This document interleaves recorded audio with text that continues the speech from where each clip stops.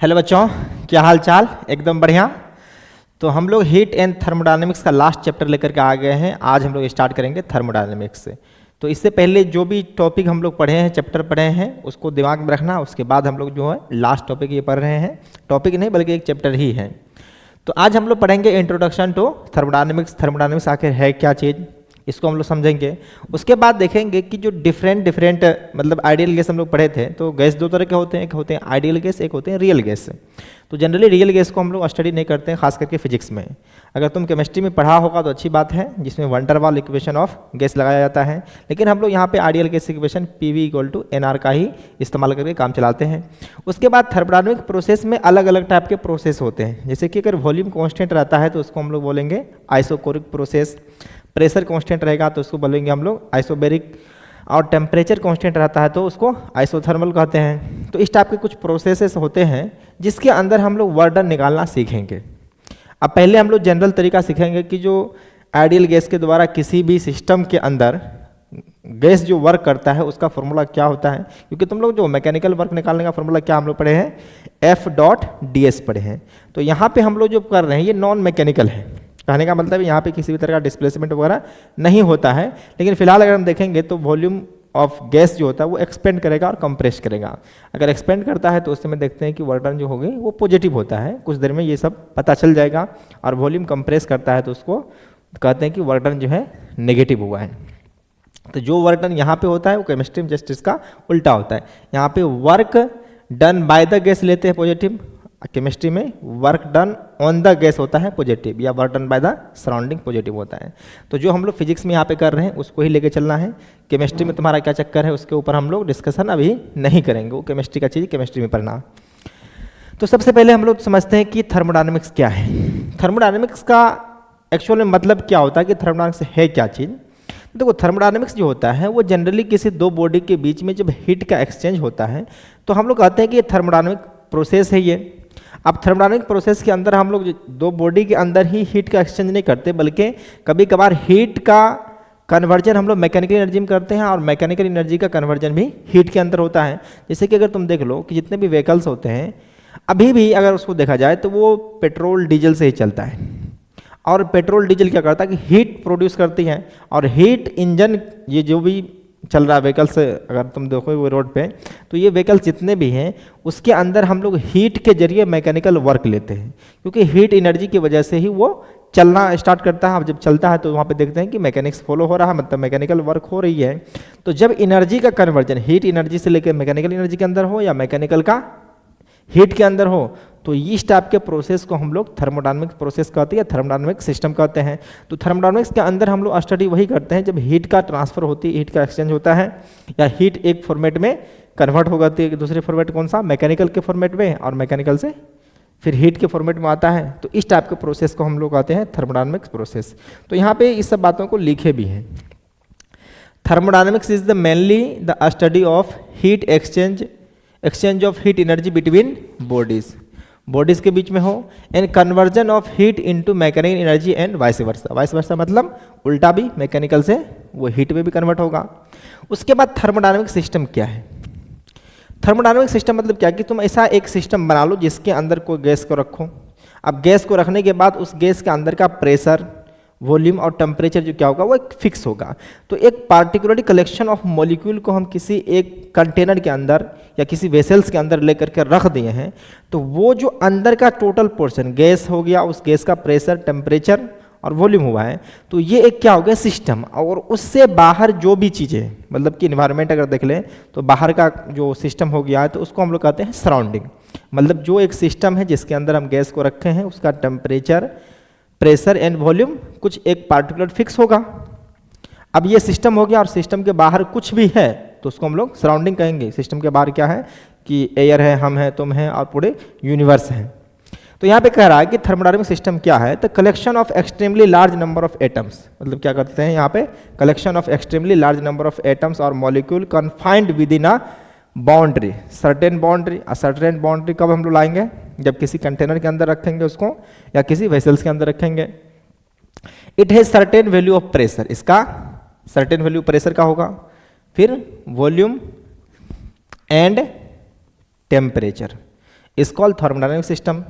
उसके बाद कह रहा है कि anything outside the system to which energy और मैटर एक्सचेंज। कहने का मतलब है कि अगर कोई सिस्टम है तो सिस्टम के अंदर जो हम लोग रखे हैं तो उसके अंदर अगर टेम्परेचर को हम देखेंगे तो टेम्परेचर अगर उसका कुछ फिक्स है तो उसका इंटरनल एनर्जी कुछ ना कुछ होगा।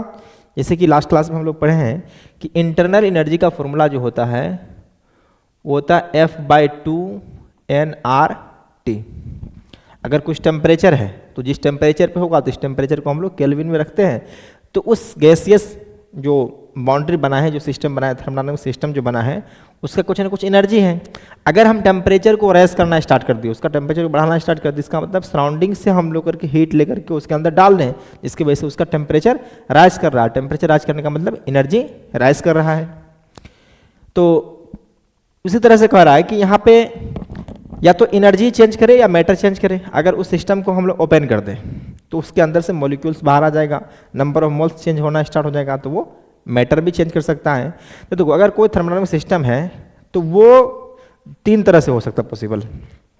एक ऐसा सिस्टम ले लो जो ओपन है, तो ओपन सिस्टम होगा तो उसके अंदर हम दोनों चीज़ कन्वर्ट कर सकते हैं, नंबर ऑफ मोल्स को भी निकाल सकते हैं और उसका एनर्जी को भी ट्रांसफर कर सकते हैं। तो ऐसे सिस्टम को हम लोग बोलते हैं ओपन सिस्टम। देखो ओपन सिस्टम क्या है, if the system can exchange both energy and matter with the surrounding. मतलब ऐसा सिस्टम जिसके अंदर मैटर का भी और एनर्जी का भी ट्रांसफर हो सके सिस्टम और सराउंडिंग के बीच, तो ऐसे सिस्टम को हम लोग बोलते हैं ओपन सिस्टम। अगर मान के चलो कोई थर्मोडायनेमिक सिस्टम लिए हैं और उसको ढक्कन से ढके नहीं है, मतलब क्लोज सिस्टम नहीं है, उसको ओपन रख दिया है, तो जब ओपन रह गया तो उसका नंबर ऑफ मॉलिक्यूल्स भी बाहर आ जाएगा और एनर्जी तो एक्सचेंज हो ही जाएगा।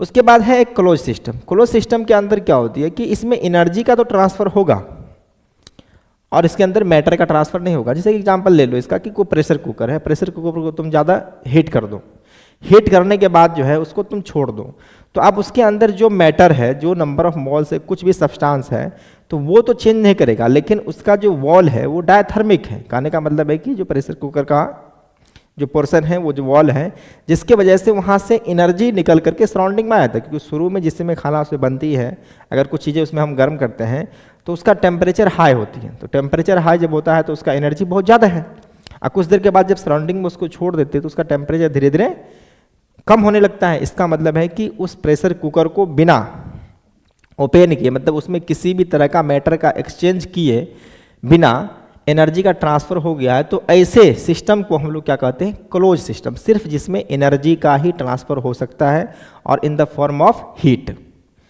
उसके बाद आइसोलेटेड सिस्टम, ये एक ऐसा सिस्टम है जिसका दुनिया से कोई मतलब है ही नहीं। कहने का मतलब है कि इसके अंदर या तो समझो कि एक ऐसा फिक्स बाउंड्री है या इसके अगल बगल कुछ है ही नहीं। तो ऐसे सिस्टम के अंदर ना तो हम मैटर का एक्सचेंज कर सकते हैं और ना तो एनर्जी का एक्सचेंज कर सकते हैं। तो इस टाइप के सिस्टम को हम लोग बोलते हैं क्या, आइसोलेटेड सिस्टम। ओपन सिस्टम में मैटर एनर्जी दोनों को एक्सचेंज कर सकते हैं, और क्लोज सिस्टम में क्या करते हैं हम लोग, मैटर को चेंज नहीं कर सकते हैं, सिर्फ एनर्जी का एक्सचेंज कर सकते हैं। और जब आइसोलेटेड सिस्टम रहेगा तो उसमें ना तो हम मैटर का एक्सचेंज कर सकते हैं ना तो एनर्जी का एक्सचेंज कर सकते हैं। तो ये कुछ थर्मोडायनेमिक्स टर्म था जिसको हम लोग डिस्कस कर लिए हैं। तो अब हम लोग निकालते हैं मेन काम जो अपने लोगों को, work done by the gas. Sorry, उसके बाद है जीरोथ लॉ ऑफ थर्मोडायनेमिक्स। ये क्या होता है इसको पहले समझ लो कि इसका कहना है जनरली वो थर्मल इक्विलिब्रियम को रिप्रेजेंट करता है। तो कह रहा है कि two system B and C are separately in thermal equilibrium. कह रहा है कि यहाँ पे दो सिस्टम है, B and C are separately in thermal equilibrium with third body A. तो मान लेते हैं कि हमारे पास कोई ए बॉडी है और इसके साथ बी बॉडी जो है वो थर्मल इक्विलिब्रियम में। सबसे पहले तुम समझ लो थर्मल इक्विलिब्रियम क्या होता है। अगर हम बताएं हैं तो ठीक है, नहीं बताएं तो भी समझ लो।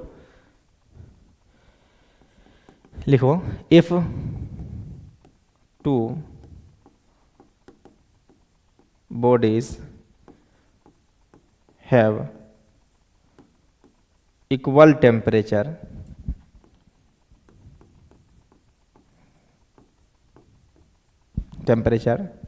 then we said that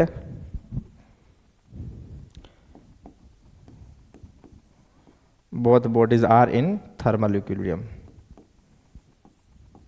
are in thermal equilibrium.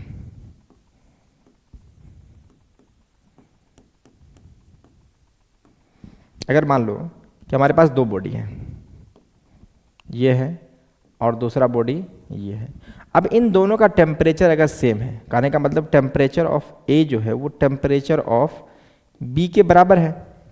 जब टेम्परेचर ए का और टेम्परेचर बी का बराबर रहेगा तब उस कंडीशन में हम लोग बोलेंगे कि इन दोनों का टेम्परेचर बराबर होने की वजह से हम बोल सकते हैं कि बी एंड सी कैसे है, थर्मल इक्विलिब्रियम में है। तो जीरोथ लॉ ऑफ थर्मोडायनामिक्स जो कहता है कि अगर हमारे पास कोई दो बॉडी जो थर्ड बॉडी के साथ सेपरेटली इन थर्मल इक्विलिब्रियम में है, जैसे मान करके चलो कि हमारे पास दो बॉडी है बी और तीसरा, पहला बॉडी बी और दूसरा है सी, तो अब ये बॉडी जो है ये थर्मल इक्विलिब्रियम में है ए के साथ। किसके साथ है? थर्मल इक्विलिब्रियम है ए के साथ। तो इसका मतलब है टेम्परेचर बी का और टेम्परेचर ए का, बात समझ रहे हो कि टेम्परेचर बी का टेम्परेचर ए के बराबर होने चाहिए। इसका मतलब है कि जो टेम्परेचर ऑफ बी जो है वो टेम्परेचर ऑफ ए के बराबर होनी चाहिए। इसी तरह से अगर हम देखेंगे तो और ये कह रहा है कि जो थर्ड सेकेंड बॉडी सी जो है वो किसी अदर बॉडी जो बी है उसके साथ भी थर्मल इक्विलिब्रियम में है। तो इसका मतलब ये हो गया कि जो टेम्परेचर ऑफ सी है वो बराबर होने चाहिए temperature of C equal to temperature of A. और यहाँ पे देख लो तो यहाँ पे टेम्परेचर ऑफ बी जो बराबर है टेम्परेचर ऑफ ए। तो अब यहाँ से तुम्हें पता चल गया होगा कि अगर बी और सी किसी थर्ड बॉडी के साथ अलग अलग अपना इक्विलिब्रियम है, जैसे मान के चलो कि बी का ए के साथ अच्छा खासा दोस्ती है और सी का ए के साथ अच्छा खासा दोस्ती है, तो बी और सी भी आपस में अच्छा खासा दोस्त हो कोई गारंटी नहीं है, लेकिन थर्मल इक्विलिब्रियम के अकॉर्डिंग हम देख करके कह सकते हैं कि चलो इनका इनके साथ दोस्ती अच्छा खासा है, इनका इनके साथ भी दोस्ती अच्छा खासा है, तो बी और सी का भी दोस्ती होनी चाहिए। तब इस टाइप के लॉ को हम लोग कहते हैं जीरोथ लॉ ऑफ थर्मोडायनेमिक्स। तो यहाँ से तुम देख लो कि इस इक्वेशन से इक्वेशन देखोगे तो यहाँ से हमें मिल गया है हैंस क्या यहाँ पे कहना ये कि temperature of B equal to temperature of C, मतलब B and C are also thermal equilibrium, B and C are also in thermal equilibrium.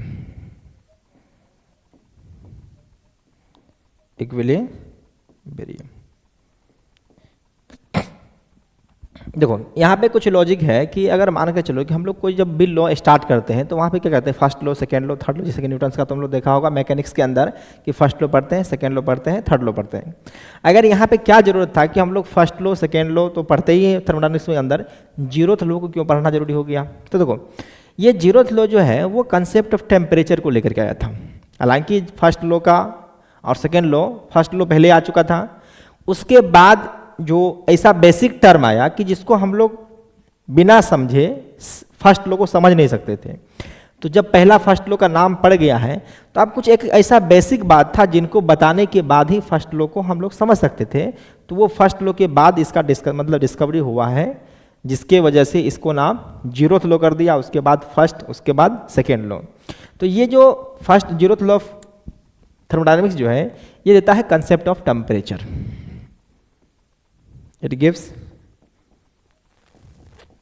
gives concept of temperature। देख ही रहे हो हम लोग जो भी काम कर रहे हैं वो टेम्परेचर की वजह से ही कर रहे हैं, कंसेप्ट ऑफ टेम्परेचर। तो ये तुच्छा सा लो है, छोटा सा लो है, ज़्यादा कुछ बिगाड़ता नहीं है, बस हमको ये बता दिया है कि बी ए के साथ थर्मल इक्विलिब्रियम में है, सी ए के साथ थर्मल इक्विलिब्रियम में है, तो बी और सी भी आपस में भी थर्मल इक्विलिब्रियम में होगा। और इसी का कहना है जीरोथ लॉ ऑफ थर्मोडायनामिक्स के अंदर। तो हम लोग का जो मेन काम है उस पर हम लोग आते हैं, वर्क डन बाय गैस। तो अभी इसके अंदर क्या लिखा है उसको तुम ध्यान मत दो, पहले हम सिस्टम बना लेते हैं। सिस्टम को बनाने के बाद ही इसको ध्यान से देखना कि मान लेते हैं कि अपने पास एक कोई पिस्टन है,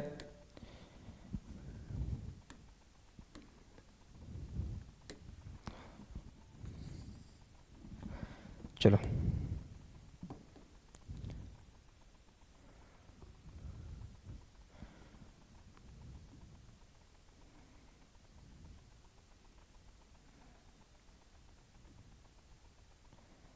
थोड़ा सा इसको और बढ़ाएं, चलो ठीक है, फिक्स हो गया। तो अब हम समझते हैं कि हमारे पास एक पिस्टन है यहाँ पे लिया हुआ, सॉरी ये क्या हो रहा है जी, चलो दिख रहा होगा कि ये समझो कि एक सिलेंड्रिकल टाइप का एक सिस्टम है और इसके अंदर ये एक पिस्टन रखा हुआ जिसका एरिया हमको दिया हुआ है ए, और इसके अंदर जो गैसियस मॉलिक्यूल है क्या है, इसके अंदर आइडियल गैस है, इसके अंदर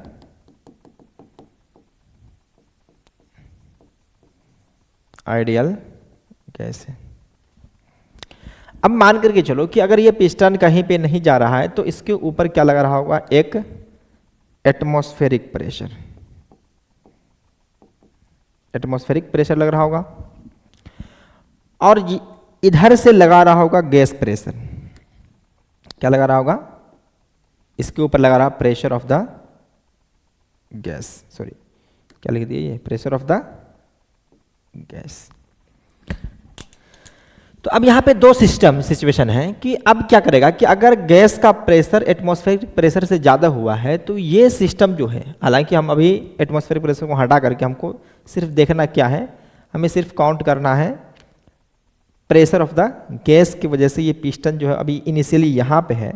तो अगर हम मान लेते हैं कि इस पिस्टन के द्वारा, मतलब इस वर्क, ये प्रेशर के द्वारा क्या हुआ कि एक इसके ऊपर फोर्स लगेगा, देखो यहाँ पे, तो अब यहाँ पे कहते हैं let P and V be the pressure and volume of the gas. तो मान लेते हैं कि इसका प्रेशर पी दिया, जो कि ऊपर लिखा है, छोड़ो हटाओ, इस गैस का प्रेशर पी दिया हुआ, वी जो है वॉल्यूम दिया हुआ है, and volume of the gas if A is the area of the piston, ये पिस्टन है जिसका एरिया दिया हुआ है।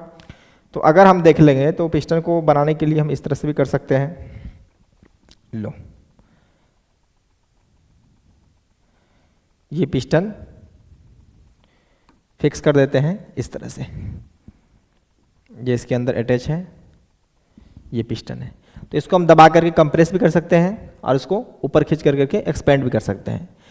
तो अभी फिलहाल अभी छोड़ दो, रहने दो, अभी सिर्फ हम प्रेशर ऑफ द गैस को ही काउंट कर रहे हैं। तो अब ये पिस्टन को अगर देखें तो इसको हटा दो, उसका जरूरत भी नहीं है अपने को, सिर्फ कंसेप्ट समझ में आ रहा है कि ये जो अपना है ये पिस्टन अगर एक्सपेंड होगा तो इसका मतलब है कि प्रेशर के वजह से ये गैस ऊपर गया तो कुछ पिस्टन का डिस्प्लेसमेंट होगा। देखो अभी इस पे देख रहे हैं पिस्टन पे, तो पिस्टन पे एक फोर्स एग्जर्ट होगा, इस पिस्टन के ऊपर एक फोर्स एग्जर्ट हो रहा है, जो फोर्स का वैल्यू क्या होगा, pressure into area.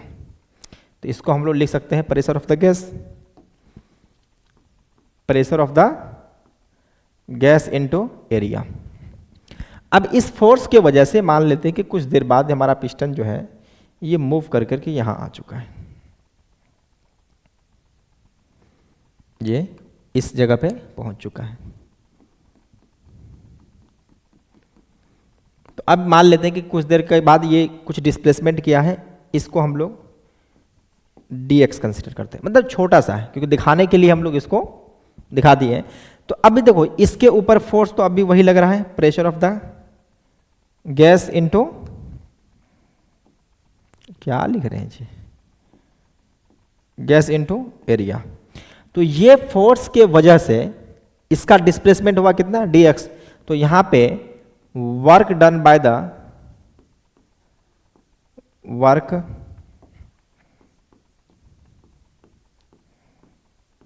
Done by gas जो आ चुका है, छोटा सा वर्क डन निकला है, जिसको हम लोग dw से रिप्रेजेंट करेंगे। तो ये pressure of the gas into, sorry, force exert by the gas into छोटा सा डिस्प्लेसमेंट। अगर इसको हम लोग डॉट प्रोडक्ट कर दे तो कोई दिक्कत की बात नहीं है, और डॉट प्रोडक्ट करने के बाद देखो दोनों का डिस्प्लेसमेंट एक ही डायरेक्शन में हुआ है, तो यहाँ पे हम लोग इसको cos 0 भी रखेंगे, बात एक ही है। तो देखो ये फोर्स जो गैस के द्वारा लगाया गया उसको हम लोग क्या कर सकते हैं, इसको हम लोग लिख सकते हैं pressure of the gas into area into dx। cos 0 का वैल्यू तो 1 हो गया, लेकिन आप ध्यान से देखो कि ये टर्म, ये a इंटू dx क्या है, तो ये एरिया और ये छोटा सा डिस्प्लेसमेंट है। तो ये इसके अंदर का वॉल्यूम को क्या करेगा, ऑक्युपाइड कर देगा। तो यहाँ से हम लोग देख सकते हैं कि अपने पास जो आ चुका है pressure of the gas into इसको छोटा सा वॉल्यूम dv कर देते हैं। अब ये कौन सा वर्क था? ये छोटा सा वर्क था। अगर हम चाहें कंप्लीट वर्क निकालना तो इसको हम लोग इंटीग्रेट कर देंगे, dw को, छोटा छोटा वर्क को हम लोग ऐड कर करके कंप्लीट वर्क लिख सकते हैं। तो अब यहाँ से अपने को जो मिल चुका है ये pressure of the gas into dv। तो वर्क डन का जो फॉर्मूला आ गया है ये है।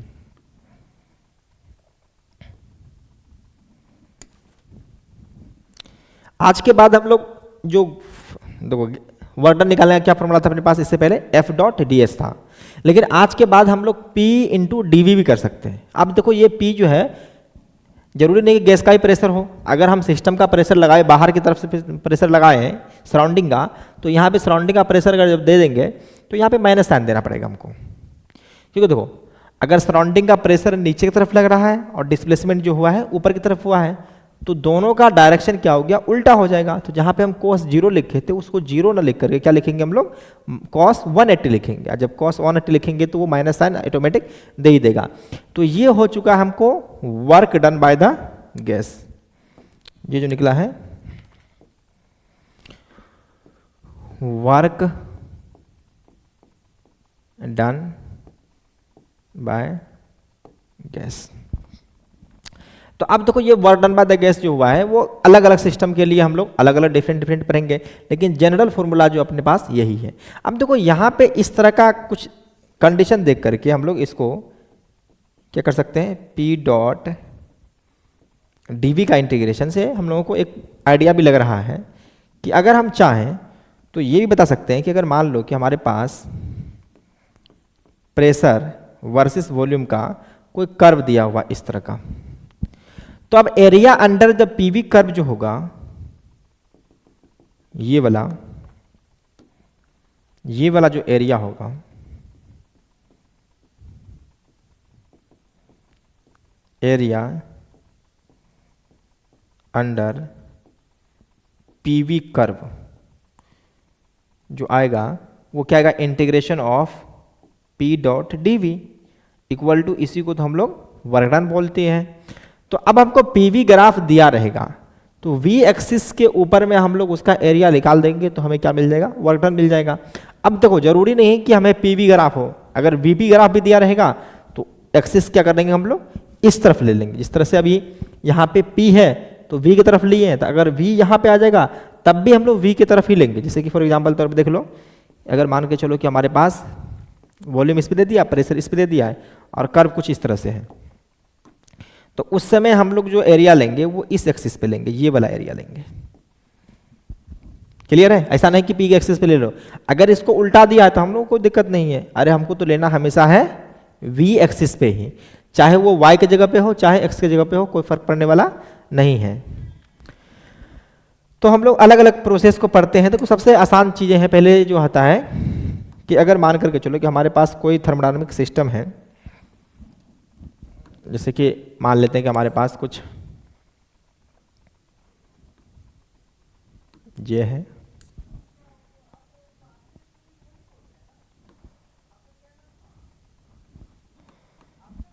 चलो तो ये जो सिस्टम 1 हो गया है और ये सिस्टम जो है वो सेकेंड सिस्टम है।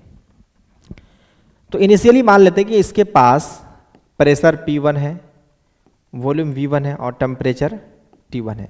अब यहाँ से लेकर के यहाँ तक जाने का इनफाइनाइट वे है, ये किस प्रोसेस से जाएगा, किस रास्ते से जाएगा। तो ये इसका सेकेंड में क्या हो जाएगा? Pressure pressure P2, volume V2 और टेम्परेचर T2। कहने का मतलब है कि पहले एक सिस्टम था, अब ये सिस्टम कन्वर्ट हो चल के हुआ है किसमें? सेकेंड सिस्टम में हुआ है। मतलब एक अलग प्रोसेस से, मतलब क्या है कि इनफाइनाइट नंबर ऑफ प्रोसेस, इसको हम लोग बोल सकते हैं इनफाइनाइट वे या infinite number of process from 1 to 2, मतलब एक से दूसरे जाने, यहाँ से लेकर यहाँ तक जाने का जो है सो इनफाइनाइट नंबर ऑफ प्रोसेस है। लेकिन उनमें से हम लोग कुछ प्रोसेस को पढ़ेंगे भी। इसलिए सबसे पहले हम लोग बात कर लेते हैं आइसोकोरिक प्रोसेस। आइसोकोरिक प्रोसेस, घबराने की बात नहीं है कि ये आइसोकोरिक प्रोसेस क्या है, इसको हम बता देते हैं कि आइसोकोरिक प्रोसेस ऐसे प्रोसेस को हम लोग कहते हैं जिसके अंदर वॉल्यूम क्या रहेगा, फिक्स रहेगा। इसके अंदर वॉल्यूम जो होगा वो होगा फिक्स। अगर वॉल्यूम फिक्स है तो इसका मतलब वॉल्यूम में कोई चेंज नहीं है। तो हम लोग मान लेते हैं कि पहला प्रोसेस जो अपने पास है वो आइसोबैरिक है, सॉरी आइसोकोरिक प्रोसेस है। तो इसका मतलब है कि इसका प्रेशर P1 है, इसका वॉल्यूम V1 न लिख करके V ही लिखेंगे और इसका टेम्परेचर T1 है। तो इस प्रोसेस से जैसे ही इस प्रोसेस पे आया है तो इसका प्रेशर P2 हो गया, वॉल्यूम में कोई चेंज नहीं आया क्योंकि हम लोग वॉल्यूम को फिक्स रखे हैं, और टेम्परेचर जो है वो T2 हो चुका है। मतलब इस तरह से हम लोग एक स्टेप, मतलब फर्स्ट प्रोसेस से सेकंड प्रोसेस में जाएंगे, मतलब फर्स्ट सिस्टम से सेकंड सिस्टम में जाएंगे कि उस दौरान हम लोग अगर वॉल्यूम को चेंज नहीं किए हैं, कहने का मतलब है कि प्रेशर टेम्परेचर तो चेंज हुआ, वॉल्यूम में कोई चेंज नहीं आया, तो इस टाइप का प्रोसेस को हम लोग बोलते हैं आइसोकोरिक प्रोसेस है। तो यहाँ पे लिख सकते हैं process in which volume remains constant, हालांकि तुम लोग को समझ ही गया होगा। तो अब यहाँ पे हम लोगों को निकालना है work done by this process. तो यहाँ से वर्क डन जब हम लोग निकालेंगे तो वर्क डन का फॉर्मूला अभी हम लोग कुछ देर पहले ही ड्राइव किए हैं, work done equal to P dV. अब देखो यहाँ पे वॉल्यूम क्या है, कांस्टेंट है। अगर वॉल्यूम कांस्टेंट है तो डीवी का वैल्यू कितना हो जाएगा, 0 हो जाएगा। इसका मतलब है कि work done in isochoric process जो हो गया है वो 0 आ चुका है। Work done in isochoric process will be 0। तो इस प्रोसेस के अंदर हम लोग अगर देखेंगे तो पीवी इक्वल टू एनआरटी लगाओ, एनआरटी लगा सकते हैं। तो यहां पे अगर वॉल्यूम कांस्टेंट है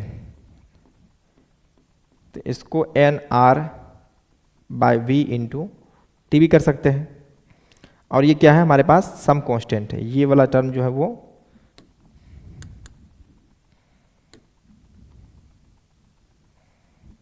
ये टर्म कांस्टेंट है। तो यहां से हम लोग चाहें तो इसका ग्राफ भी बना सकते हैं, प्रेशर वर्सेस टेम्परेचर का।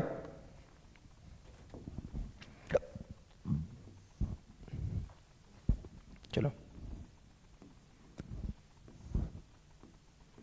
इस पे प्रेशर, इस पे टेम्परेचर रख लो। तो अगर तुम इसको देखोगे तो ध्यान से ये y equal to m x जैसा ग्राफ है, तो y equal to m x जैसा ग्राफ है, तो ये ग्राफ कुछ इस तरह से होगा। तो इसका जो स्लोप होगा, इसका स्लोप जो होगा वो इनवर्सली प्रोपोर्शनल टू वॉल्यूम होगा। इसको भी हम लास्ट क्लास में डिस्कस किए थे। अगर मान के चलो कि हमारे पास दो तरह ग्राफ दिया हुआ है, एक इस तरह का दिया हुआ है और कुछ एक इस तरफ का दिया हुआ है, जिसका स्लोप कम होगा उसका वॉल्यूम ज़्यादा होगा। इसी तरह से अगर हम लोग देख लें तो यहाँ पे जिसे प्रेशर टेम्परेचर किए हैं तो उसी तरह से हम लोग प्रेशर वॉल्यूम का भी कर सकते हैं। चलो प्रेशर एंड टेम्परेचर का पहले कर लेते हैं। तो ये हो गया प्रेशर तो हो गया, वॉल्यूम एंड टेम्परेचर का। तो वॉल्यूम एंड टेम्परेचर अगर देखेंगे तो हमारे पास जो कर्व है इसमें वॉल्यूम को तो कांस्टेंट रखना है, वॉल्यूम को कांस्टेंट रखना है। अगर इस तरह से जाएगा तो अगर ये जा रहा है तो देखो अभी ध्यान से कि वॉल्यूम कांस्टेंट है, लगातार टेम्परेचर बढ़ रहा है, तो इसका मतलब हीटिंग हो रहा है। मतलब टेम्परेचर बढ़ना मतलब क्या है, ये हीटिंग। तो ये जो रिप्रेजेंट कर रहा है हीटिंग प्रोसेस को, ये हीटिंग को दिखा रहा है। अगर जब इसको देख ले इस तरह से तो ये किसको दिखाएगा, कूलिंग प्रोसेस है। अगर वॉल्यूम कांस्टेंट है और टेम्परेचर लगातार घट रहा है, टेम्परेचर अगर घट रहा है तो इसका मतलब है कि कूल हो रहा है, ये कूलिंग प्रोसेस है। उसी तरह से अगर हम चाहें तो प्रेशर वॉल्यूम वर्सेस प्रेशर का भी कर सकते हैं।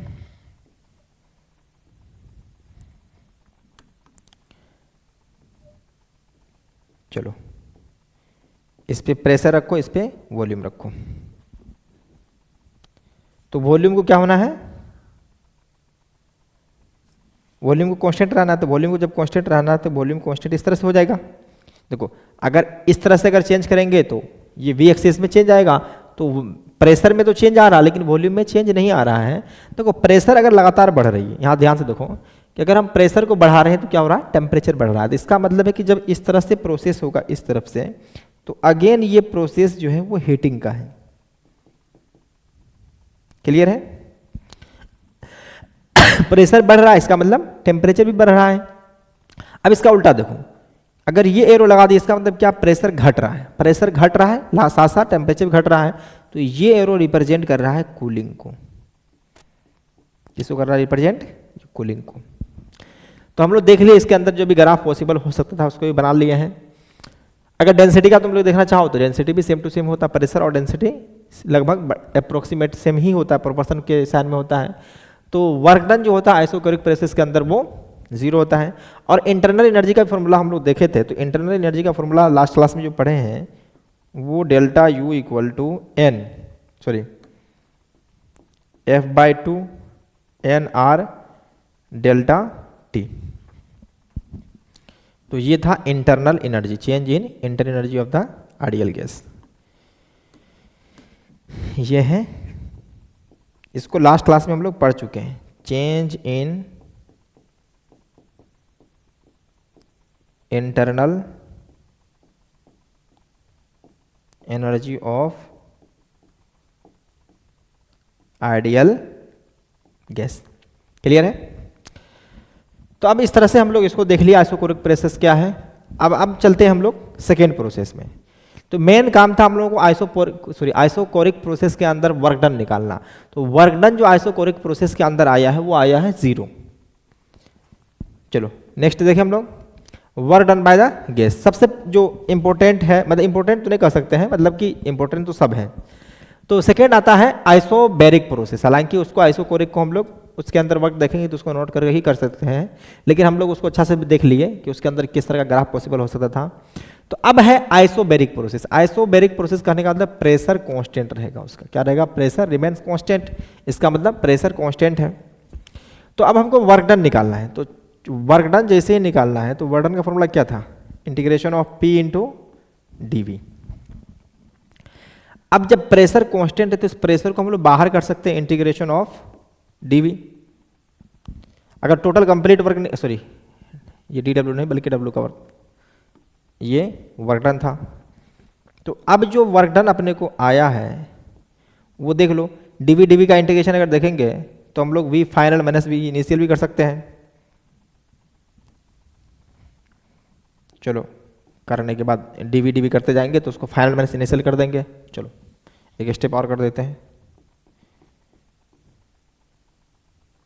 ये V आएगा, V initial to V final, P into delta V final minus V initial. तो इसका मतलब है कि work done by ideal gas जो हम लोग लिखे हैं किसके अंदर, आइसोबैरिक प्रोसेस के अंदर। अब देखो यहाँ से हम चाहें तो इस तरह से भी हम लोग कर सकते हैं कि ये PV जो है उस PV को क्या लिख सकते हैं हम लोग, nRT। और जिस समय अगर मान चो इनिशियली था तो P initial equal to nRT initial, P final equal to nRT final. तो अब यहां से अगर हम देखो दोनों को सब्ट्रैक्ट कर दें, सब्ट्रैक्ट करने के बाद क्या VF माइनस VI। तो इसका मतलब है कि हम यहां से अगर चाहें तो ये P इंटू डेल्टा V की जगह पे NR डेल्टा T भी कर सकते हैं। तो अब अपने को जो वर्क डन बाय गैस आ चुका है इन आइसोबैरिक प्रोसेस में, वो आ गया है P इंटू डेल्टा V और NR डेल्टा T। ये इस तरह का हमको वर्क डन मिल चुका है। अगर हम लोग चेंज इन इंटरनल एनर्जी निकालना चाहें तो उसको भी हम लोग यहाँ पे आराम से लिख सकते हैं। चेंज इन इंटरनल एनर्जी का फॉर्मूला क्या था, F/2 NR डेल्टा T। ये F/2 NR डेल्टा T है। देखो F/2 को तो वैसे ही रहने दो, NR डेल्टा T को तुम देखो तो ऊपर से क्या हो जाएगा, P इंटू डेल्टा V। तो इसको तुम चाहो तो P इंटू डेल्टा V भी कर सकते हो। तो बार बार हम ये इंटरनल एनर्जी का फॉर्मूला क्यों लिख रहे हैं, क्योंकि कल के क्लास में या उसके अगले क्लास में हम लोग पढ़ेंगे फर्स्ट लॉ ऑफ थर्मोडायनेमिक्स, तो उसके अंदर हम लोगों को इंटरनल एनर्जी भी चाहिए, चेंज इंटरनल एनर्जी और वर्क डन भी चाहिए। तो दोनों का हम लोग इस्तेमाल करेंगे अच्छा खासा, इसलिए हम दोनों को साथ साथ सीखते हुए निकल जा रहे हैं। अरे चलो छोड़ो हटाओ। अब इसके अंदर हम लोग कुछ कर्व भी ड्रॉ करके देख सकते हैं। तो अपने पास आइडियल गैस इक्वेशन क्या है, PV इक्वल टू nRT। तो यहां से अगर हम चाहें तो V equal to nR by P into T कर सकते हैं, और ये जो टर्म है अपना कांस्टेंट टर्म है। ये टर्म कैसा है, ये कांस्टेंट है। तो यहां से हम लोग कर्व ट्रेस कर सकते हैं। चलो सबसे पहले हम लोग P वर्सेस V कर देते हैं, प्रेशर वर्सेस वॉल्यूम। तो प्रेशर को तो कांस्टेंट रहना, उसमें तो कोई चेंज नहीं आएगा। तो अगर देखो इस तरह का है तो इसका मतलब है कि वॉल्यूम इंक्रीज कर रहा है। वॉल्यूम अगर इंक्रीज कर रहा है इसका मतलब कोई भी सिस्टम एक्सपेंड कर रहा है। क्या है, एक्सपेंड कर रहा है। तो ये हो जाएगा, देखो शुरू में जो एक बात बताए थे वहां पे हमें कुछ चीजें लिख देते हैं, जैसे कि यहाँ पे वर्क पॉजिटिव कब होगा और वर्क नेगेटिव कब होगा। तो अब देखो जब ये डीवी का चेंज बड़ा आएगा, चेंज जब बड़ा आएगा तो इसका मतलब है कि उसमें पॉजिटिव होगा तो वॉल्यूम एक्सपेंड करेगा, और जब ये चेंज नेगेटिव आएगा तो उस समय कंप्रेस होगा। तो कंप्रेस होगा तो यहाँ पे नेगेटिव साइन की वजह से वर्क डन नेगेटिव आ जाएगा। तो यहाँ से हम लोग बोल सकते हैं कि अगर जब वॉल्यूम बढ़ रहा है, वॉल्यूम इंक्रीज कर रहा है, तो ये क्या हो रहा है, एक्सपेंशन हो रहा है। ये एक्सपेंशन को दिखा रहा है। और जब इसी तरह से अगर हम देखें कि अगर एरो इस तरह से दिखा दिए, तो एरो जब इस तरह से दिखा दी इसका मतलब है कि ये कंप्रेस हो रहा है,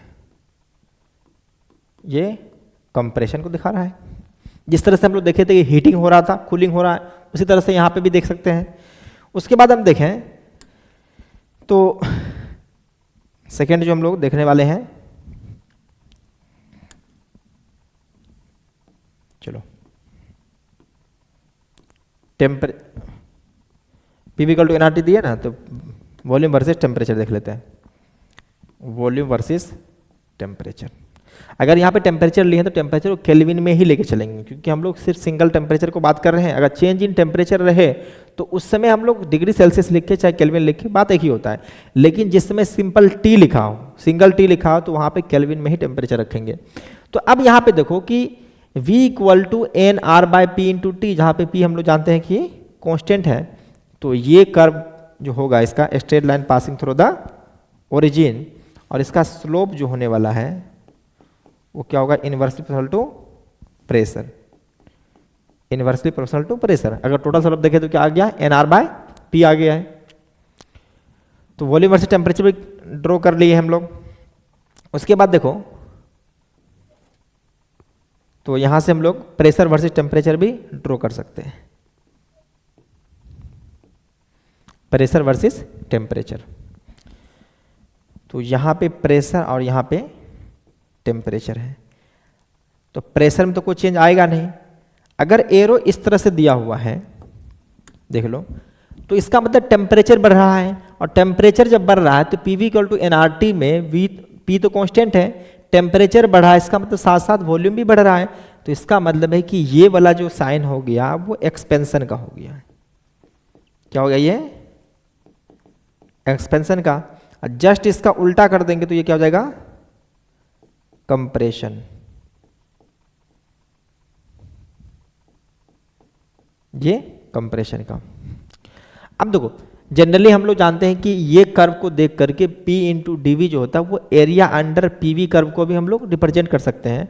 और आइसोबेरिक के अंदर हम लोग देखें, आइसोबेरिक प्रोसेस क्या है कि ये वाला प्रोसेस जो हमारा आइसोबेरिक है, तो यहाँ से हम लोग चाहें तो इसका एरिया, अगर मान लो कि ये V1 से लेकर के V2 तक कंप्रेस किया, तो V1 से लेकर के V2 किया है, तो ये वाला एरिया जो आ जाएगा ये देगा अपने को work. Area under PV curve जो होता है वो वर्क डन देगा। और इसका एरिया निकालना बहुत ही आसान है। क्यों? देखो रेक्टेंगल बन गया है, रेक्टेंगल बनेगा चाहे स्क्वायर बनेगा।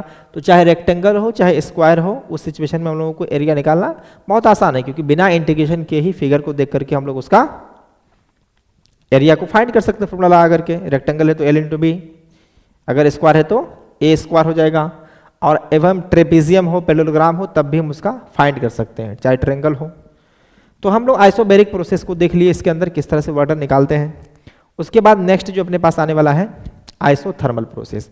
आइसोथर्मल कहने का मतलब है कि आइसो मतलब सेम रहेगा, आइसो मतलब सेम, थर्मल मतलब टेम्परेचर। ऐसा प्रोसेस जिसके अंदर टेम्परेचर में कोई चेंज नहीं आता हो उसको हम लोग बोलते हैं isothermal process. The temperature of the gas remains constant during the process.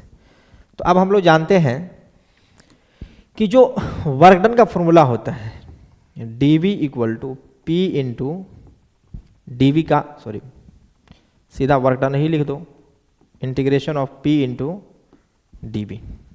लेकिन हम लोग जब जानते हैं आइडियल गैस इक्वेशन को पढ़ते हैं तो PV इक्वल टू nRT, और यहां से हमको इस P को हटा करके T के फॉर्मेट में ले आना है, क्योंकि हमको दिया तो T है। तो अब यहां से हम लोग चलेंगे तो ध्यान से देखो, जहां पे अपने को P दिया हुआ, इस P को अगर चाहे लिखें यहां से तो nRT बाय V हो जाएगा, nRT by V into d. अब मान लो कि हमारे पास अगर ये टर्म कांस्टेंट है, ये कांस्टेंट है, तो हम इसको ऐसे भी लिख सकते हैं P initial V initial equal to P final V final भी लिख सकते हैं, सिंपली लिख सकते हैं। देखो P1 V1 equal to P2 V2 भी लिख सकते हैं। तो वो डिपेंड करता है कि हम लोग किस तरह से लेकर चल रहे हैं। तो अब यहाँ से अगर हम लोग चाहें तो P initial by P final equal to V final by V initial भी आराम से लिख सकते हैं, क्योंकि टेम्परेचर कांस्टेंट हो गया तो P इंटू V कांस्टेंट हो जाएगी। तो अब यहाँ पे वर्क डन को हम लोग देख रहे हैं, तो देखो nRT, n तो नंबर ऑफ मोल्स बदलने वाला है नहीं, R जो कि खुद ही कांस्टेंट है, टेम्परेचर को हम लोग इस प्रोसेस के अंदर कांस्टेंट रखे हैं। तो अब यहाँ से जो वर्क डन का फॉर्मूला आ चुका है वो nRT dV बाय V है। अब मान लेते हैं कि इसका इनिशियल वॉल्यूम जो था V1 था और फाइनल वॉल्यूम जो है वो V2 है, या VF या V इनिशियल, मतलब इनिशियल से फाइनल हुआ है। तो अब यहाँ पे NR देखो dV बाई V कैसा है, dx बाई x जैसा है। तो इसका इंटीग्रेशन तो बहुत ही आसान है, ln x है। तो इसको हम लोग यहाँ से लिख सकते हैं nRT ln V integration V1 to V2। तो यहाँ से जो अपने को वर्क डन आ चुका है वो nRT,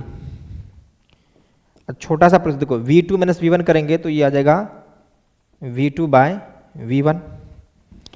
तो अपने को यहाँ से मिल गया है W equal to nRT ln V2 by V1।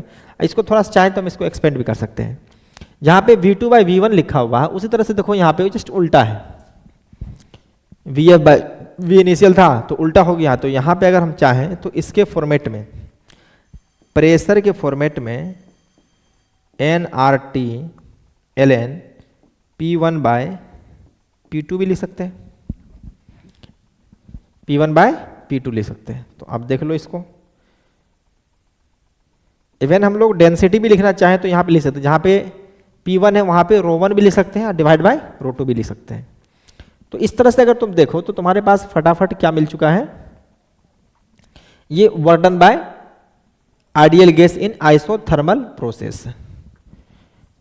तो इसके अंदर अगर देखो इंटरनल एनर्जी क्या हो जाएगा, क्या change in internal energy, change in internal energy. तो चेंज इंटरनल एनर्जी का फॉर्मूला क्या होता था, delta U equal to NR delta T। जैसा कि हम लोग जानते हैं कि डेल्टा T जो है इस बार जीरो है, क्योंकि टेम्परेचर तो कांस्टेंट है। टेम्परेचर अगर कांस्टेंट है तो इसमें किसी भी तरह का चेंज नहीं आया है, तो हम लोग डेल्टा U इसके अंदर जीरो कंसीडर कर सकते हैं। कंसीडर क्या करना है, वो होता ही है। हो गया क्लियर। चलो उसके बाद हम लोग सेकंड करते हैं हम लोग इसका कर्व ट्रेसिंग। तो इक्वेशन अपने पास जो है आइडियल गैस का PV इक्वल टू nRT। जैसा कि हम लोग जानते हैं कि n कांस्टेंट r कांस्टेंट और टेम्परेचर को भी इस बार कांस्टेंट रखा गया है। तो टेम्परेचर कांस्टेंट होने की वजह से ये टोटल टर्म कांस्टेंट हो गया। ये टोटल टर्म क्या हो गया है, कांस्टेंट हो गया है। इसका मतलब P1 V1 equal to P2 V2 भी लिखे थे शुरू में, लेकिन हम ग्राफ ड्रेस कर रहे हैं तो यहाँ पे देखते हैं कि PV इक्वल टू कॉन्स्टेंट। क्या है, PV इक्वल टू कॉन्स्टेंट। तो अब ये कर्व तुमको लग रहा होगा y इंटू एक्स जैसा curve, y into x constant. तो ये कर्व रेक्टेंगुलर हाइपरबोला को रिप्रेजेंट करता है। तो यहां से हम इसका कर्व ट्रेसिंग करना चाहें तो आराम से कर सकते हैं। तो ये हो जाएगा प्रेशर वर्सेस वॉल्यूम, और रेक्टेंगुलर हाइपरबोला किस तरह से होता है, इस तरह का। ये P इंटू वी जैसा कर्व है। और साथ साथ हम लोग चाहें तो ये भी कर सकते हैं, प्रेशर वर्सेस टेम्परेचर। तो ये कुछ इस तरह का कर्व हो जाएगा। इस बार उल्टा होगा। देखो इस बार उल्टा क्या होगा कि अगर प्रेशर बढ़ रहा है तो वॉल्यूम घट रहा है, तो इसको हम लोग बोलेंगे कंप्रेशन। क्या हो रहा है, कंप्रेशन हो रहा है। अगर इस तरह से प्रेशर घट रहा है तो इसको हम लोग बोलेंगे एक्सपेंशन हो रहा है। जब एक्सपेंशन होगा तो उसमें वर्क डन क्या होगा, पॉजिटिव होगा। कंप्रेशन में वॉल्यूम घट रहा है, इसका मतलब डेल्टा V जो होगा नेगेटिव होगा, तो वर्क डन भी नेगेटिव आ गया है। और चाहे तो इसको हम लोग वॉल्यूम वर्सेस टेम्परेचर भी कर सकते हैं।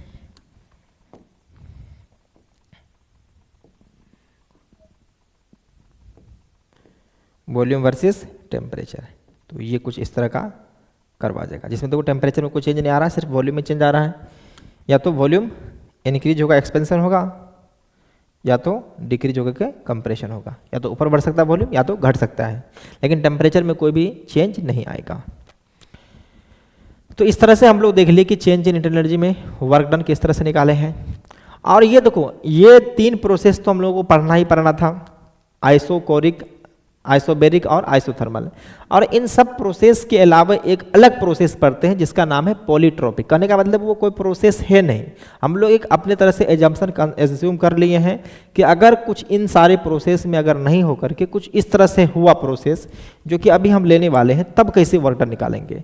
तो पॉलीट्रोपिक प्रोसेस को हम लोग, इसका जो मैथमेटिकल एक्सप्रेशन है उसको हम लोग कंसिडर करेंगे PV का पावर कांस्टेंट इक्वल टू, इसको हम लोग मानेंगे constant provided A equal to not 1।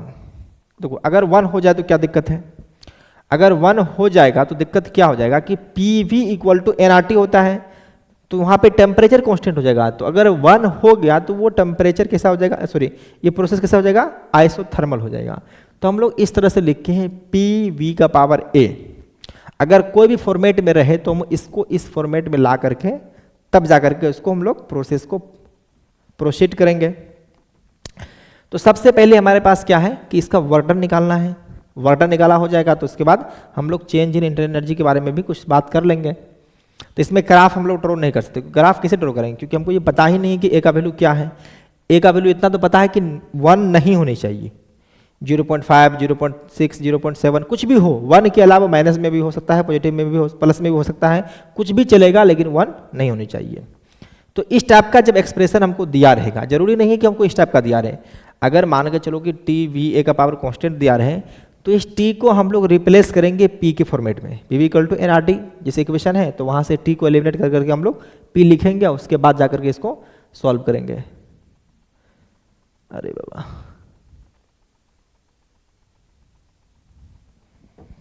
ये क्या हो गया जी, कोई दिक्कत नहीं है, पॉलीट्रोपिक प्रोसेस था। तो हम लोग आते हैं अपने लोग वर्क डन निकालने पे।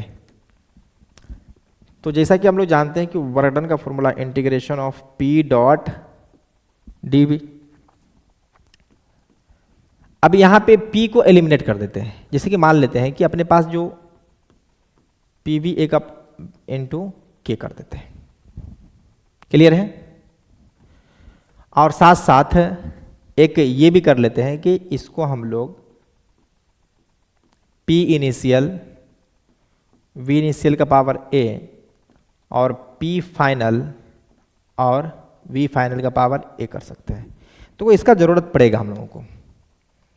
अभी थोड़ा सा इसको लिख के रखो कि कांस्टेंट जो हम लोग माने हैं उस कांस्टेंट को K जब भी आएगा तो वहाँ पे P इनिशियल, V इनिशियल का पावर A भी लिख सकते हैं, P फाइनल, V फाइनल की पावर भी A लिख सकते हैं। तो अब देखो यहाँ पे हम लोगों को जो इक्वेशन आया है उसको यहाँ से लिख सकते हैं P का value K divide by VA। तो integration of K divide by VA into DV। और कहाँ से कहाँ तक? V initials to V final तक ये वर्क डन आ रहा है। तो K को कांस्टेंट अगर हम मान लिए तो इंटीग्रेशन ऑफ V का पावर माइनस में A इंटू DV और V initial to V final, और यहाँ से जो अपने को मिलने वाला है, चलो तो K को K ही रहने दो। इसका पावर -1 है तो उसमें +1 ऐड हो जाएगा और डिवाइड भी कर देंगे हम लोग -1 से, सॉरी V का पावर -1 प्लस में A और डिवाइड बाय -1 प्लस में A V initial to V final. तो अब इसको हम लोग थोड़ा सा इस तरह से प्रोसीड करते हैं। इसको 1 - A करके बाहर कर देते हैं। तो जो वर्क डन इक्वल टू आया है K divide by 1 - A into V to the power VF 1 - A minus में V इनिशियल 1 - A। अब K को हम लोग अंदर भेज देते हैं। तो वर्क डन जो आ गया अपने को K VF 1 - A माइनस में K V इनिशियल 1 में A डिवाइड बाय 1 - A। साथ साथ रहो तुम लोग, ऐसा नहीं कि पीछे पर रख जाओ जिसकी वजह से भूल जाओगे। तो अब देखो K फाइनल जो है उसको हम लोग क्या लिख सकते हैं? K को क्या लिख सकते हैं? P इनिशियल V इनिशियल का power A, P final V final का पावर A है। तो तुमको देख करके लग रहा होगा कि इस जगह जो हम लोग पुट करने वाले हैं PF VF का पावर A पुट करने वाले हैं इनटू VF 1 में A। अब दोनों को ऐड जैसे करेंगे तो प्लस A माइनस A मिलके खत्म हो जाएगा, सीधे VF बच जाएगा। उसी तरह से यहाँ पे माइनस में आ जाएगा P initial V initial to the power A into V initial 1 - A और डिवाइड बाय 1 में A। तो अब यहां से जो अपने को फाइनल एक्सप्रेशन आ चुका है वर्क डन का, वो क्या आ गया है?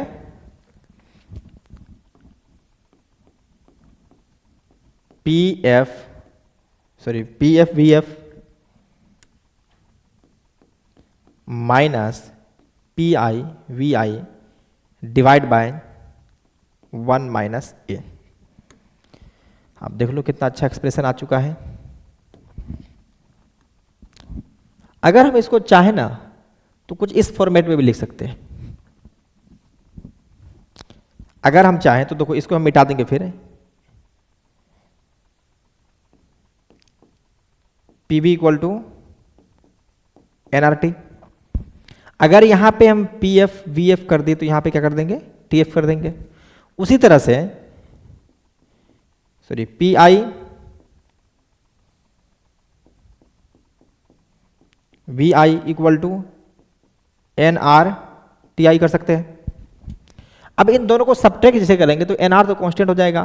तो NR जैसे ही कांस्टेंट हो चुका है तो हम इसको अगले स्टेप में ये भी लिख सकते हैं कि W equal to NR delta T divide by 1 में A। और एक फॉर्मूला ये भी रहेगा P F V F minus P आई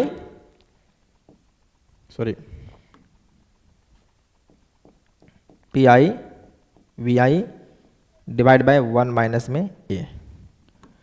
तो ये रहा पॉलीट्रोपिक प्रोसेस का वर्क डन। ये क्या है? पॉलीट्रोपिक प्रोसेस का वर्क डन है। अगर हम इसमें इंटरनल एनर्जी को लिखना चाहें तो आराम से लिख सकते हैं, क्योंकि इसमें टेम्परेचर तो चेंज हो ही रहेगा, मतलब चेंज तो हो ही रहा है। तो डेल्टा यू अगर हम लिखना चाहें तो डेल्टा यू जो चेंज इन इंटरनल एनर्जी है वो एन आर डेल्टा टी रहेगा। जहाँ पे एन आर डेल्टा टी है उस जगह पे हम एफ बाई टू भी होता है, F by two N R delta T. तो जहाँ पे F by two N R delta T है वहाँ पे F by two P F V F minus में P I V I divide by 1 minus में ए, इस तरह से रिप्रेजेंट कर सकते हैं। तो हम लोगों को मेन काम है कि ये वर्क डन को याद रखना। अगर तुम इसे याद रख लिया तो अच्छा खासा बात है, मतलब क्योंकि हम लोगों के पास टाइम तब अच्छा खासा बचेगा कैलकुलेशन करने के दौरान। तो ये जो प्रोसेस अपने को पता नहीं है कुछ, मतलब कि एक रैंडम सा प्रोसेस ले जहाँ पे हम एक को कांस्टेंट ले लिया और बोल दिए कि पी वी का पावर ए जब कांस्टेंट रहेगा तो ऐसे प्रोसेस को हम लोग बोलते हैं पॉलीट्रोपिक प्रोसेस। और जब पॉलीट्रोपिक प्रोसेस होगा तो उसके अंदर जो वर्क डन निकलेगा वो कैसे आएगा? P F V F minus P initial V initial divide by 1 minus में ए। या अगर टेम्परेचर टर्म में रखना चाहो याद तो n R delta T divide by 1 minus A. Clear है? तो उसके बाद एक पढ़ते हैं हम लोग साइक्लिक प्रोसेस। उसके बाद है एक साइक्लिक प्रोसेस। तो साइक्लिक प्रोसेस अगर देखेंगे तो ये कोई प्रोसेस है नहीं, खास करके कॉम्बिनेशन ऑफ मल्टीपल प्रोसेस है। जो भी प्रोसेस हम लोग पढ़े हैं आइसोथर्मल, आइसोबैरिक, आइसोकोरिक और पॉलीट्रोपिक, या एक और प्रोसेस हम लोग पढ़ेंगे आइडियाबैटिक प्रोसेस, जिसको हम लोग अलग से बात करेंगे उसमें, वो बहुत अच्छा है, बहुत ज़्यादा इंपॉर्टेंट, उस पर क्वेश्चन भी ठीक ठाक आता है। तो साइक्लिक प्रोसेस इनिशियल प्रोसेस और फाइनल प्रोसेस जो होते हैं इसमें बराबर होते हैं। इसमें इनिशियल स्टेट और फाइनल स्टेट क्या होगा? बराबर होगा। और इनिशियल स्टेट फाइनल स्टेट बराबर है तो इसका मतलब है कि इसका इनिशियल प्रेशर, इनिशियल वॉल्यूम और इनिशियल टेम्परेचर जो है वो एक ही होगा। Final volume, final pressure, final volume और फाइनल टेम्परेचर। लेकिन अब तुम देखो यहाँ पे कि एक चीज, इनिशियल टेम्परेचर और फाइनल टेम्परेचर अगर बराबर है तो हम लोग इस प्रोसेस के अंदर एक चीज़ तो लिख सकते हैं कि ये जो हमारे पास इंटरनल एनर्जी का फॉर्मूला आता है F by two N R delta T, अगर ये जीरो आ गया तो इसका मतलब कि change in internal energy in cyclic process is zero. अब साइक्लिक प्रोसेस को हम लोग कैसे दिखाएंगे? मान करके चलो कि अपने पास कुछ इस तरह का कर्व है और यहां पे कुछ प्रोसेस स्टार्ट हुआ है, कुछ ऐसे गया है, फिर ऐसे गया है, फिर लौट करके ऐसे आया है। तो इसका मतलब फर्स्ट प्रोसेस, सेकेंड प्रोसेस और थर्ड प्रोसेस। तो इनिशियल प्रोसेस जो अपने पास था ये इनिशियल यही है और फाइनल भी यहां से लेके यहां तक आया है, तो ये भी फाइनल प्रोसेस है। तो इसको हम लोग मान लेते हैं कि पीवी कर्व है। क्या है? पीवी कर्व है। तो अब देखो यहाँ पे पीवी कर्व के अंदर अगर इस प्रोसेस का अगर देखेंगे तो देखो इस प्रोसेस के अंदर जो कुछ वर्क हुआ फिर इसके अंदर हुआ, तो अगर टोटल का अगर हम देखेंगे तो ये जो हमारे पास एरिया आता है, ऐसा करो हम थोड़ा सा इसको रेक्टेंगल लेकर के दिखाते हैं कि बड़ा आसान रहेगा तुम्हारे लिए। हम लोग 4 प्रोसेस लेते हैं। अगर पहला इस तरह का देखो तो ये कौन सा प्रोसेस है? देखो अभी प्रेशर कांस्टेंट है तो ये आइसोबैरिक प्रोसेस है। और उसके बाद देखो यहाँ पे ऐसे गए हैं तो ये क्या हो जाएगा? वॉल्यूम कांस्टेंट है, तो आइसोकोरिक प्रोसेस। उसके बाद फिर देखो यहाँ पे आइसोबैरिक प्रोसेस, फिर इधर आइसोकोरिक प्रोसेस। तो अब देखो यहाँ पे first process, second process, third process और फोर्थ प्रोसेस, और 4 प्रोसेस का कॉम्बिनेशन मिलकर के हम लोगों को मिला है कि यही पॉइंट इनिशियल है और यही पॉइंट फाइनल है। तो अब इसका वर्क डन हम लोग कैसे फाइंड करेंगे उसके लिए यहाँ पे कुछ बताया गया है। Change in internal energy of the energy zero होता है, जिसको हम लोग यहाँ पे बोल ही दिए कि ये डेल्टा यू जीरो हो गया है। The work done by gas is equal to the area of the PV graph in cyclic process. तो ये कैसा प्रोसेस है? ये साइक्लिक प्रोसेस है। तो अब देखो यहाँ पे कि ध्यान दो कि हमको फर्स्ट प्रोसेस का वर्क डन निकालना है। अगर वर्क डन निकालना है फर्स्ट प्रोसेस का, तो इसका मतलब है कि यहाँ से लेकर के यहाँ तक का जो एरिया होगा उसको हम लोग लिख देंगे।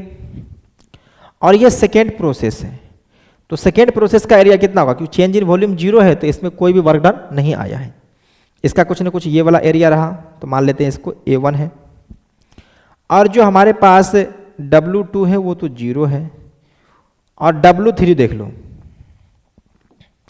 W अगर 3 देख लें तो यहाँ से लेकर के ये टोटल यहाँ तक का जो वर्क डन होगा इसको हम लोग A3 कंसिडर कर लेते हैं।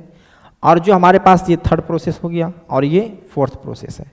तो अगर फोर्थ प्रोसेस अगर होगा तो फोर्थ प्रोसेस के अंदर भी देखेंगे तो ये हमारे पास आइसोकोरिक, इसका भी एरिया जीरो होगा।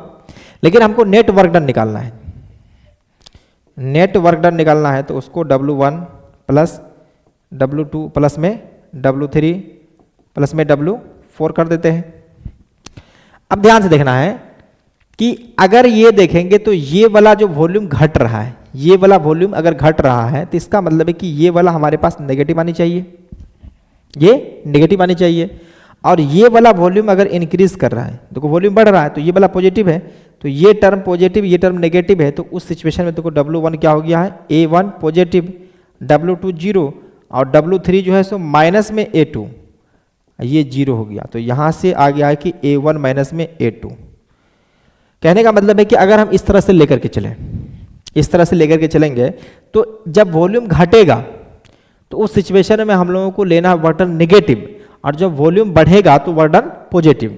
तो इतना ज़्यादा ना दिमाग ला करके हम तुम्हें एक कंसेप्ट देते हैं कि अगर तुम्हारे पास कोई कर्व है, मान लो कि कोई कर्व इस तरह का कर्व है, अगर क्लॉकवाइज चला है, क्या चला है? क्लॉकवाइज, तो इसका वर्क डन कैसा होगा? पॉजिटिव होगा। देखो ये क्या क्लॉकवाइज चला था? नहीं चला था क्लॉकवाइज। ये पीवी कर्व है। कौन सा कर्व है? ये पीवी कर्व है। अगर एंटी क्लॉकवाइज चले,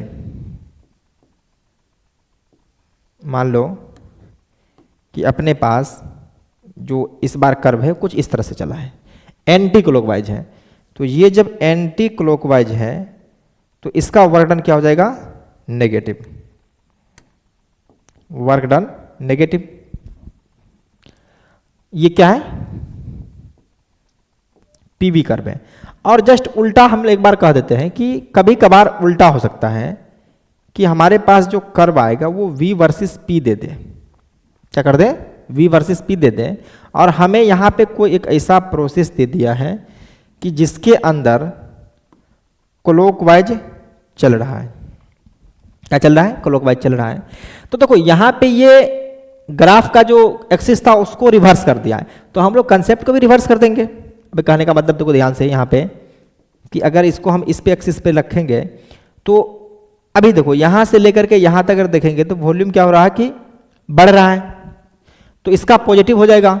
और इधर देखेंगे तो यहाँ से लेकर यहाँ तक में देखो वॉल्यूम घट रहा है, तो वॉल्यूम जब घट रहा है तो उस समय नेगेटिव वर्क डन, और ज़्यादा बढ़ा है कम घटा है तो उस सिचुएशन में तुम देखो ऐसे भी देख सकते हो। तो ये वाला यहाँ से लेकर के यहाँ तक टोटल एरिया क्या हो जाएगा? इधर वाला हो जाएगा। और उसके बाद ये देखो तो नेगेटिव हो जाएगा। तो ये एंटी क्लॉकवाइज जब चलेगा, क्या रहेगा? जब एंटी क्लॉकवाइज रहेगा तो उस समय हम लोग पॉजिटिव एरिया लेंगे। कब? जब वीपी कर्व रहे तो। और फिर नीचे में देख लो उल्टा कि V वर्सेस P है और अपने पास जो कोई कर्व दिया हुआ है उसके अंदर, सॉरी ये क्या कर दीजिए, इसमें नेगेटिव होगा, इसमें नेगेटिव होगा क्योंकि ये क्लॉकवाइज है तो क्लॉकवाइज में नेगेटिव, और जब एंटी क्लॉकवाइज होगा तब उसमें जाकर के हम लोग पॉजिटिव लेंगे। जस्ट इसका रिवर्स है। तो आज हम लोग हर तरह का प्रोसेस को देखे हैं आइडियाबैटिक को छोड़ करके कि किस तरह से हम लोग वर्क डन निकालते हैं। वर्क डन निकालने के साथ साथ चेंज इन एनर्जी को भी हम लोग थोड़ा सा रिफ्रेश करते हुए चले हैं। तो नेक्स्ट क्लास में हम लोग लेकर के आते हैं इसी के ऊपर कंसेप्ट पे जितना भी वर्क डन हम लोग पढ़े हैं प्रोसेस में, उसको अलग अलग तरीक़ा से हम लोग वर्क डन कैसे निकालते हैं। तो पहले इसको तुम एक बार रिवाइज कर लोगे, अच्छी तरह से देख लोगे, खुद से ड्राइव करने की कोशिश करना है, तब जाकर के हम लोग सेकेंड जो हम लोग पढ़ेंगे first law of thermodynamics next class में। तब तक के लिए पढ़ाई करते रहो। Take care and bye bye.